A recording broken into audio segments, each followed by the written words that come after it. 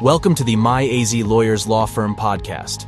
We provide an informative guide regarding personal injury law, so you know your rights in an Arizona accident. At MyAZ Lawyers, our experienced personal injury attorneys dedicate themselves to help you every step of the way, so you can get the compensation you deserve. In this episode, we'll cover everything you need to know about semi-truck accidents in Arizona and why having an experienced accident lawyer on your side can make all the difference in your settlement. Being involved in a traffic accident is a consistently negative experience, but it can be made worse if the vehicle with which you collide is the size of several vehicles put together. An average small car weighs about 2,600 pounds, and larger vehicles weigh about 4,400 pounds. An average semi-truck weighs about 33,000 pounds. Semi-truck accidents can be even more devastating if they occur at a high speed or other special factors are involved.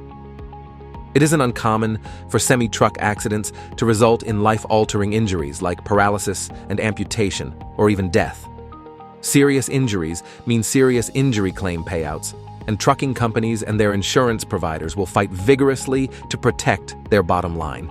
If you've been involved in a semi-truck accident in Arizona, you deserve trustworthy legal representation to look out for your interests. First, let's go over the immediate steps you should take after a semi-truck accident. After any type of accident, you should remove your vehicle from traffic if possible. Other drivers might not be paying attention or even be distracted from witnessing your accident and crash into you in a subsequent collision. You should also turn on your hazard lights if they are functional. It is usually best to remain stationary until paramedics arrive if you have been injured, unless there is a dangerous condition like the car smoking and possibly igniting. In some traffic collisions, you can use your discretion on whether or not to call the police to the scene. It isn't always necessary for small fender benders or clear fault situations like rear-end collisions. Police responders may even ask if you believe your property damage is above a certain threshold.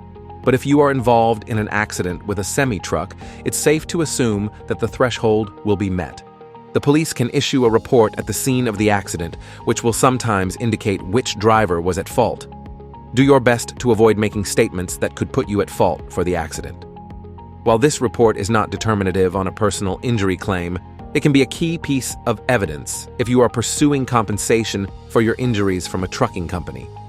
You can also take pictures and videos of the scene yourself if you are physically able.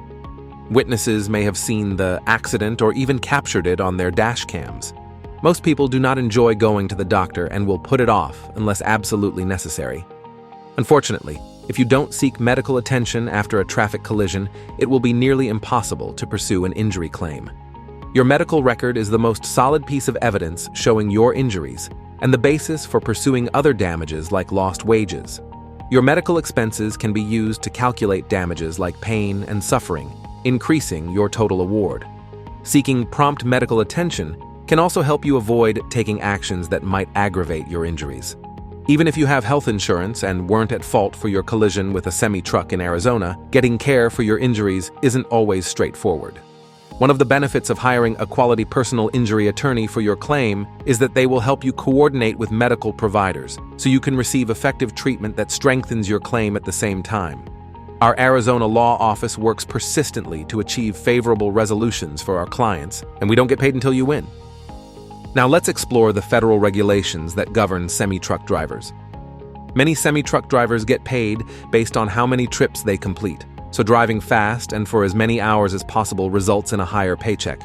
This becomes dangerous quickly, as being tired can slow reaction time in a vehicle that is already more difficult to maneuver due to its massive size. Semi-truck drivers traveling in and through Arizona must abide by federal limitations for property-carrying and passenger-carrying drivers. They can be difficult to understand, but if the trucking company is found to be in violation, it can create a stronger injury claim for the plaintiff. Failing to abide by federal regulations demonstrates negligence on the defendant's part and could even trigger additional punitive damages based on the statutory violations. It should also be noted that in Arizona, the BAC legal limit for drivers decreases from 0.08 to 0.04 for commercial vehicles. Next, let's talk about property-carrying trucks and what sets them apart. A semi-truck driver carrying property can drive a maximum of 11 hours per day after at least 10 consecutive hours off duty. These 10 hours can be split into 2 and 7 or more hours if the driver spends at least 7 consecutive hours in their sleeper berth. The driver may not drive beyond the 14th consecutive hour after coming on duty. For every 8 hours driven without interruption, the driver must take a 30-minute break. A driver may not drive after 60 to 70 hours on duty in 7 to 8 consecutive days. A 7 to 8 period can be restarted if the driver takes at least 34 consecutive hours off duty. Drivers are allowed to extend their driving hours by 2 hours if they are slowed down by adverse weather conditions. These limitations do not apply to a driver who remains within a 150-mile radius and does not exceed a maximum on-duty period of 14 hours, known as the short-haul exception. Lastly, let's review the regulations for passenger-carrying trucks.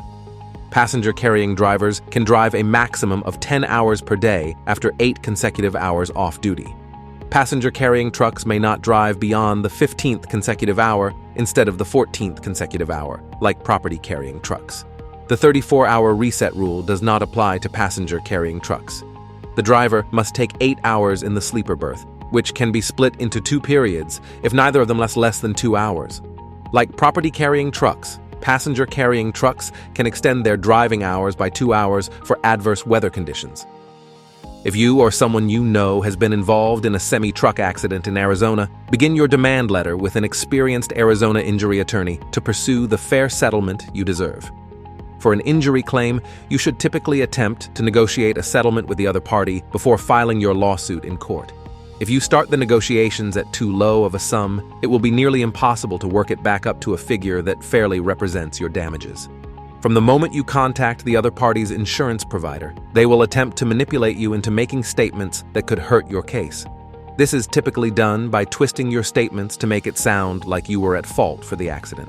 The court does not assign an attorney to represent your interests in a personal injury claim, so if you want legal counsel, you will need to retain it yourself.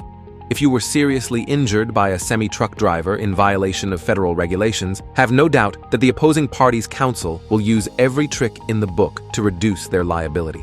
Our Arizona Law Office can represent plaintiffs in a variety of traffic collisions, including traffic accidents involving semi-trucks and other commercial vehicles. The first call you should make after an accident with a semi-truck is to seek medical attention for your injuries. You're second to a personal injury attorney for more information about your claim. To schedule your free consultation by phone with our firm today, call 480-470-1504 or visit us online at myazlawyers.com. Thank you for listening to the My AZ Lawyers Law Firm podcast. It's imperative to your physical and financial well-being to consult with an injury attorney in Arizona after being the victim of an accident. At My AZ Lawyers Law Firm, we can help you get the compensation you deserve so that you can focus on recovering from your injuries.